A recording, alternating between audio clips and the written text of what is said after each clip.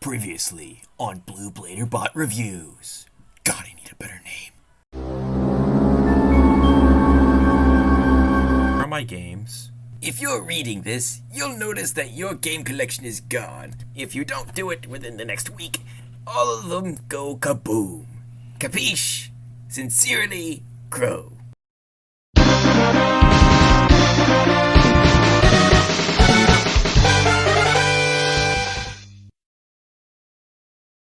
Let's hope this is the last time I'm making a review as a ransom. Nefarious is a 2D platformer developed by Starblade Studios and released for Steam in 2017, remade for Switch, PS4, and Xbox One in 2018. In it, you take control of Crow in his quest to thwart the heroes, kidnap the princesses, and conquer the world.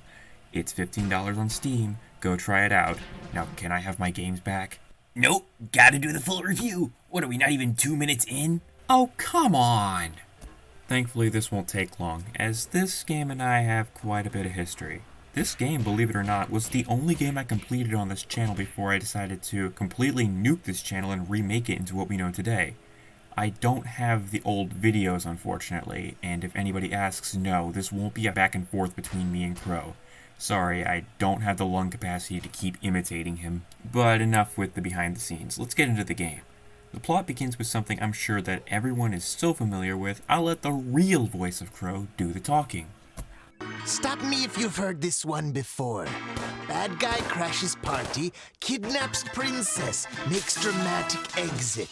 Plucky handsome hero gives chase. Epic quest ensues. But funny story. Yeah, I'm the bad guy. So Crow and his arch-nemesis Mac are doing their usual shindig of rescue the princess, where we get used to Crow's controls and take Princess Mayapple, ruler of Macro City, hostage. And before any comments pointed out, yes, Macro City is a pun on Mac and Crow. Don't at me. Anyway, they're about to do their usual thing, where Mac would normally defeat Crow and save Princess Mayapple.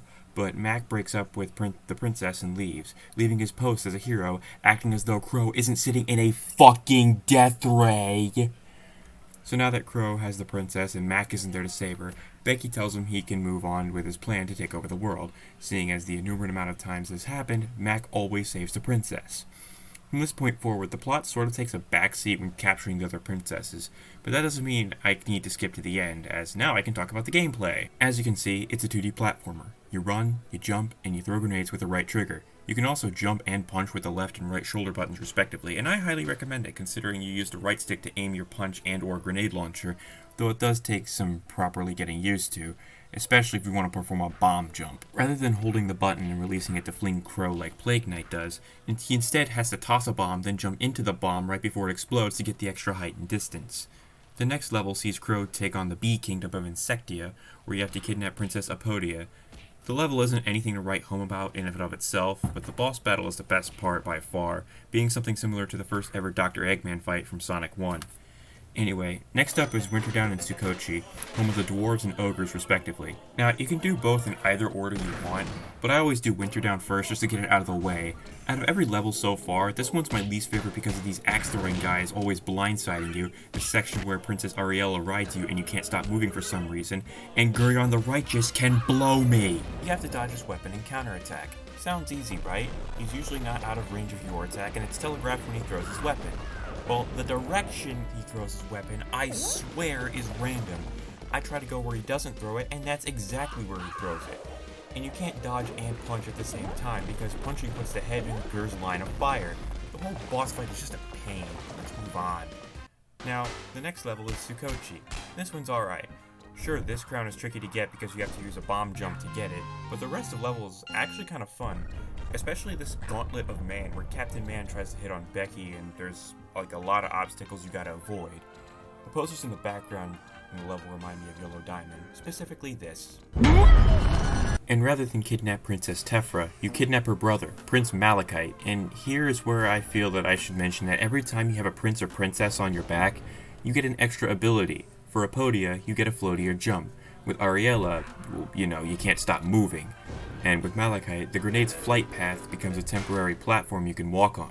I wish you could take these abilities with you in levels they wouldn't normally be in. It would increase replayability, in my opinion. The boss here is 3 generic RPG heroes, Krosh, Fallon, and Rostin. All you need to do is just spam Orbital Strike to win. Hit Fallon first though, as she can heal and revive party members, and don't use grenades whatever you do, as yes, while they do hit all 3 party members, they don't do nearly as much damage as your Orbital Strike. Anyway, after going through both extremely hot and cold temperatures in quick succession, the Sovereign, your main ship, is anything but in good shape. So you need to haggle the princesses you captured for money for repairs.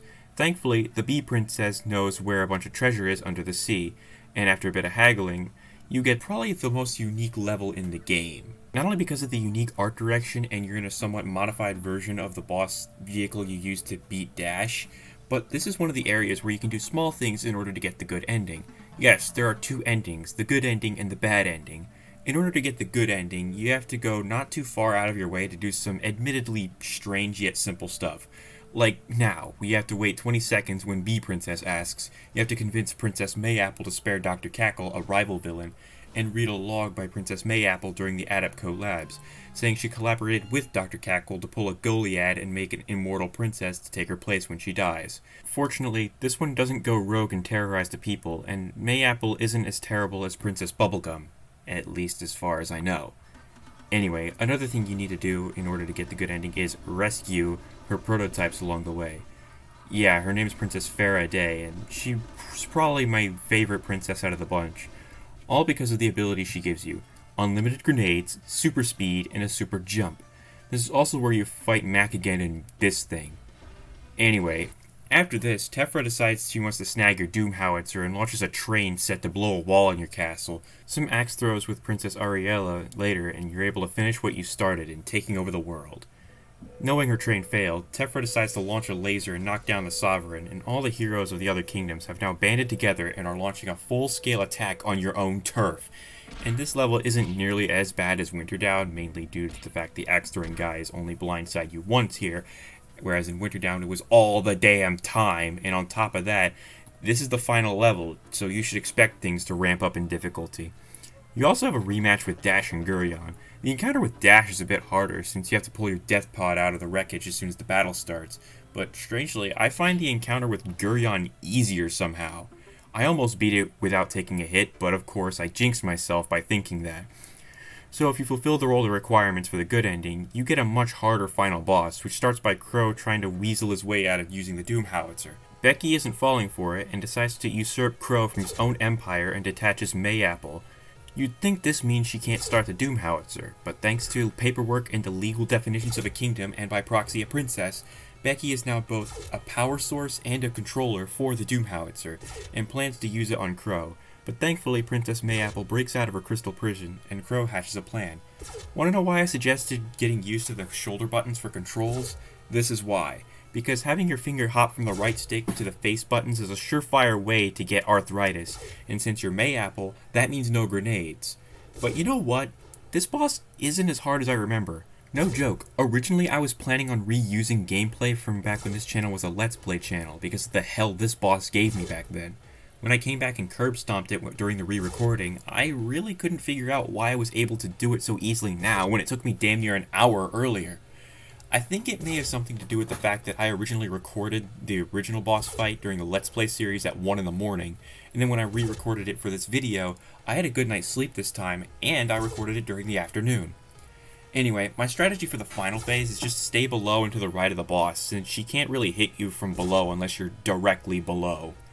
After that, it's only a matter of time, maneuverability, and luck that one of these police robots flies near you so you can hit her. Anyway, the good ending sees Crow get thrown into the cannon, causing the howitzer to self-destruct and his tower to fall. Peace prospers all over the world, and Mayapple rejects Mac out when he tries to ask her out again. Then after, Crow is seen sitting by a cliffside with Becky. Crow forgives Becky for betraying him, barring the docking of her pay, and suggests they just need a vacation. Another thing of note is that it's highly implied that this is the ending the webcomic follows up on. I say highly implied because I can't seem to find a definitive answer for the life of me. Also, the webcomic is a hard recommendation from me. Links to that in the description. Oh yeah, and the bad ending is just Crow uses the Doom Howitzer, beats Hypermac, takes over the world, the end. You know, this game isn't half bad when you forget my entire library of games was stolen in order to get me to review it. It has great music, with my favorites being the final boss theme. It's a lot of fun when you want a game that doesn't take itself too seriously, and you want something that, well, yes, it does flip the script in a lot of ways. It doesn't shove its head up its own ass and act all philosophical and high and mighty. And the idea of reverse boss fights, while nothing new, give this game a charm that no other game I know of showed to this point. And after all, like I said before, it feels good to flip the script every once in a while. That's not even mentioning my favorite thing about the game, its writing. A lot of its jokes genuinely make me laugh even on multiple playthroughs, and at worst, its humor just made me stare in silence for a bit. With that, this game gets a Robbie Rotten out of 10. It's fun, it's humorous, and the graphics and animations are wonderfully detailed and stylized. It's only $15 on Steam, so if you got the money, go nuts. Now, I don't know if this game will ever get a sequel, but if it does, here are some things I think should be in it, in no particular order. Number 1, if you beat a reverse boss fight without taking a single hit, a game over message appears and we get a video of some guy raging and throwing things like a little kid. Don't ask me why, but that's just deliciously entertaining to me. Number 2, a Robbie Rotten cameo. Do I need to explain myself? Even if I do, I won't. Shut up. Number 3, being able to play a level of the hero's perspectives if you get all the collectibles or something. Now, was that good enough for you, Crow?